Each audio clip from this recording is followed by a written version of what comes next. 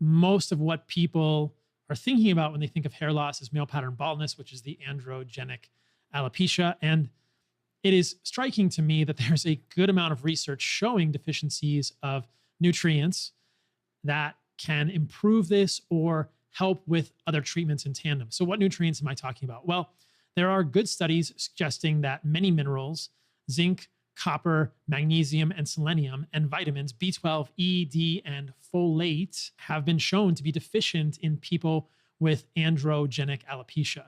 And I'll show an article detailing that in a moment. There's also research looking at things like L-carnitine supplementation improving hair regrowth. And where do you find L-carnitine?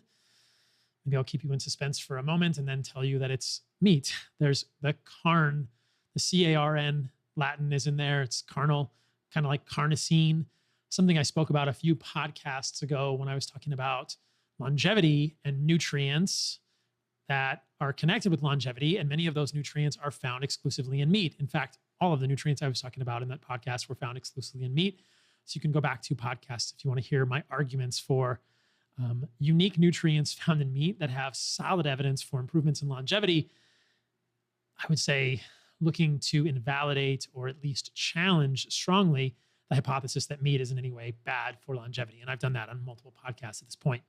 Along the same vein, there's evidence that taurine, a nutrient that I've been enamored with recently, which has been studied across multiple species and improves longevity in worm models, in mice, and in primates, and still probably needs to be studied in humans. But how do you study longevity in humans? That's pretty difficult, basically impossible unless you're doing a case control or a prospective study. Perhaps you can't actually do an interventional study looking at longevity in humans, so you get why that hasn't been done. But in primate models, taurine supplementation improves longevity. Well, taurine supplementation or deficiencies in taurine are linked with hair loss. I mentioned iron deficiency with women specifically and female pattern hair loss, and also deficiencies of the amino acid L-lysine have been linked with hair loss.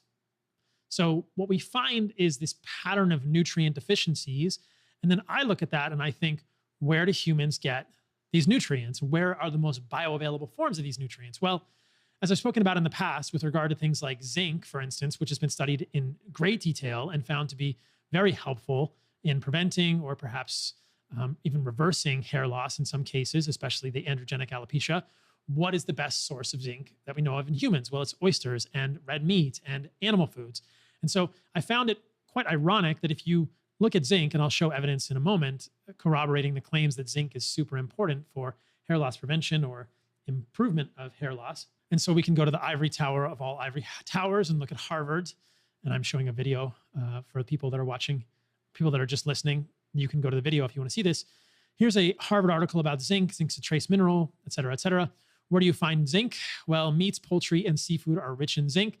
And I find it incredible and a little bit ironic that Harvard admits this clearly, something I've been saying for a while. Some plant foods like legumes, which is beans and whole grains, are also good sources of zinc, but, and this is a big but, they also contain phytates that can bind to the mineral, lowering its absorption. So when I talk about phytates, which is essentially phytic acid in things like oats, people always criticize me and say this isn't a big deal, but they do, and they have been shown repeatedly to prevent the absorption of zinc and other minerals, all of the divalent cations, and in fact, all of these minerals studied in the studies that I'll show you in a moment, zinc, copper, magnesium, selenium, these are all divalent cations, can be bound by phytic acid found in legumes and whole grains, and their absorption can be prevented. I've shown a study multiple times. I won't show it now, but it's easy to find. It's a study with oysters from, I believe, the 1950s or 1960s, showing that if you give people oysters, you'll see the blood levels of zinc rise and you see hair growth. Well, they didn't study that in the study, but you can imagine that it would help with that. And when you give people that oyster with beans or with a tortilla, that absorption of zinc is significantly lessened. The levels of zinc in the blood are abrogated. In fact, they go to essentially zero if beans and tortillas are given together. It's no sort of cultural affront. It's just these are foods that contain phytic acid, grains, and beans. So where do you get your zinc? You get your zinc from animal foods. You don't get much, if any, bioavailable zinc from plant foods. I remember when I was a raw vegan, and I was a raw vegan for those of you who didn't know that, about 14 or 15 years ago, I remember hearing in the vegan grapevine that pumpkin seeds were a great source of zinc. Well, pumpkin seeds contain a lot of zinc, but is much of that bioavailable? No, because like most seeds and most plant seeds included in this, including beans and nuts and grains, which are all plant seeds, they're all planted in the ground, they grow into plants. They contain phytic acid, a compound that is a large molecule that chelates these minerals and prevents their absorption into your body. So I also incidentally had a pretty significant magnesium deficiency when I was a raw vegan, but I was eating tons of things like kale and almonds, which are supposed to be great sources of magnesium. Little did I know at the time, live and learn. We all make mistakes. We're humbled that magnesium is not very bioavailable in kale. It's not very bioavailable in things like almonds because of oxalates, which can also chelate these minerals, prevent their absorption, and phytic acid in these plant foods. So my assertion in this podcast will be that if you want to have healthy hair, including animal foods in significant portions in your diet is a way to get that. And that's why I thought the anecdotes from people on carnivore, especially coming from vegan diets, were interesting. We can imagine what's happening when somebody is on a whole foods, plant-based, AKA vegan diet. They're not getting these nutrients and they see hair loss, whether this is telogen effluvium or potentially even alopecia areata, or it's worsening androgenic alopecia. We don't know exactly what the diagnosis is, but there are tons and tons of anecdotes of people losing hair on vegan diets. And we can tell why, because the nutrients found predominantly in bioavailable forms in animal foods help with hair regrowth, hair maintenance, hair health. And you don't get that on a vegan diet. So I don't know what to tell you other than, and this actually came up recently. I was on Russell Brand's podcast this week. I will say this, I applaud vegans for making an intentional choice with regard to their health and their food choices. I just fear that is a wrong food choice and that vegans, people who are plant-based, are selecting foods that are deficient in many nutrients. This is something I talked about in the Longevity podcast. Taurine, anserine, carnitine, choline, carnosine, B12, K2, et cetera. The list goes on. That's just a partial list. And deficient in bioavailable forms of many of the minerals and vitamins that are essential for proper hair growth, germane to this podcast. So another argument against a vegan diet in my book. So let's look at some of this research.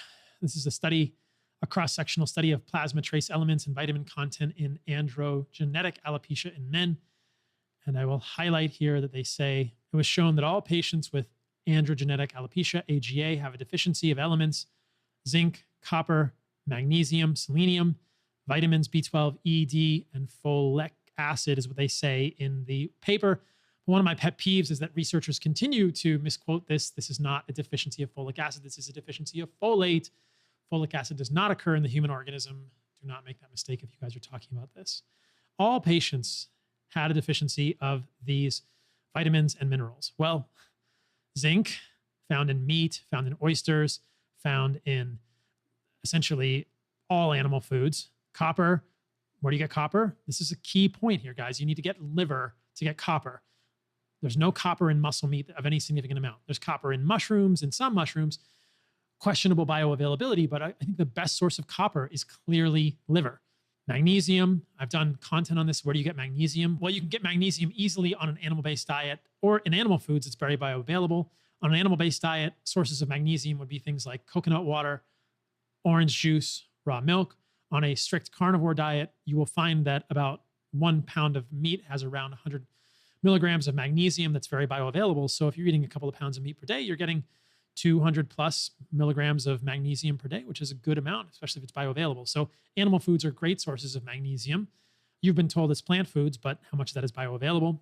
Selenium, I think, again, animal foods are clearly the best bioavailable sources. Some may say, but wait, Paul, what about Brazil nuts? And I think that Brazil nuts are not going to be very bioavailable in their selenium because they're a nut.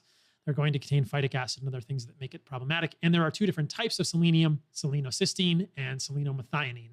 Selenomethionine is the form found in Brazil nuts, and selenocysteine is the form found in animal foods. And I believe there is a significant amount of evidence to suggest that selenocysteine is superior to selenomethionine. So again, there is this ongoing argument that I would make that animal foods are going to contain more highly bioavailable sources of many of these compounds, essential and important for hair growth and optimal health in general. As we talked about in that article briefly, vitamin B12, well, that's only found in animal foods.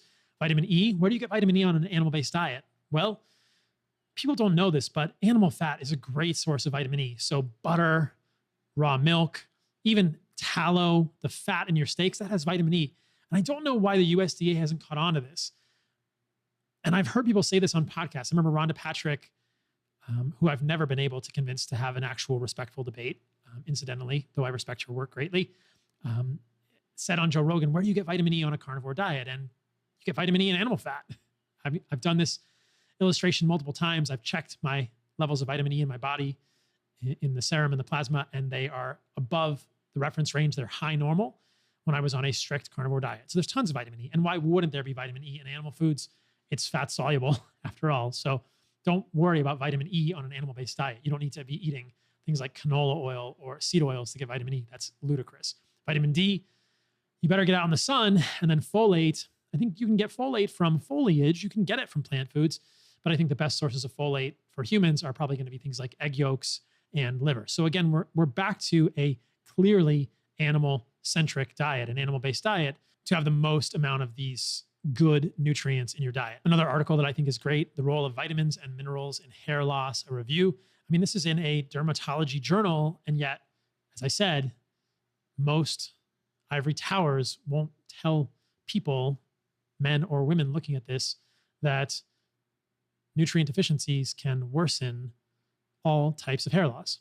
The authors say deficiency of such micronutrients may represent a modifiable risk factor associated with the development, prevention, and treatment of alopecia.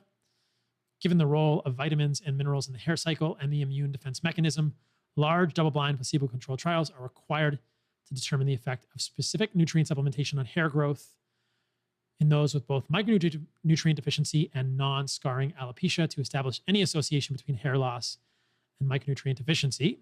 They go on to say iron, vitamin D, folate, B12, and selenium are vitamins and minerals that may be involved in hair graying or whitening during childhood or early adulthood.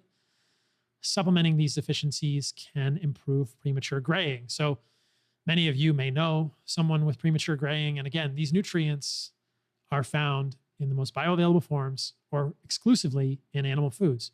I talked earlier about iron, especially in women, but iron deficiency can lead to premature graying.